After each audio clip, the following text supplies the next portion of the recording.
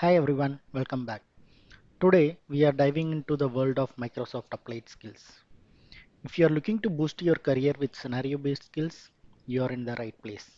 Let's get started. So, what exactly are Microsoft Applied Skills?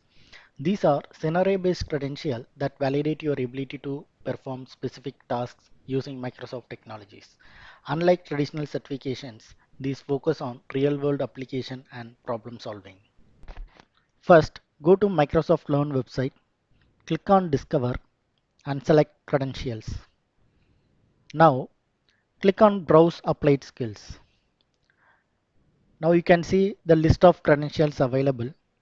Choose the one that fits your career goals.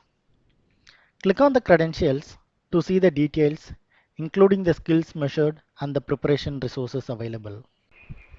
I'm going to show you how to take the develop AI agents using Microsoft Azure OpenAI and semantic kernel applied skills. Since I've taken this assessment, it's showing the option to retake it. Scroll down, check the confirmation box and click start. If you haven't taken the training yet, you will see a pop-up. Just click yes to proceed to the assessment. Next, you will need to verify your account by solving a quick puzzle. This ensures that it's really you taking the assessment.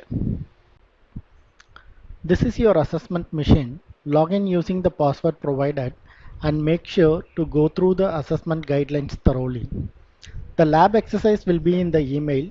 Follow the instructions carefully, complete the exercise and then click submit assessment once you are done.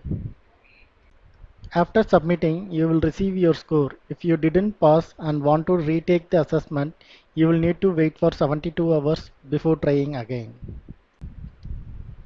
Once you pass, click on View Credentials to see your certification. Share it on your professional network to showcase your new skills. Now, you might be wondering, is it paid or free? The good news is many of the learning resources on Microsoft Learn are free. The assessment labs for earning the credentials for applied skill is free.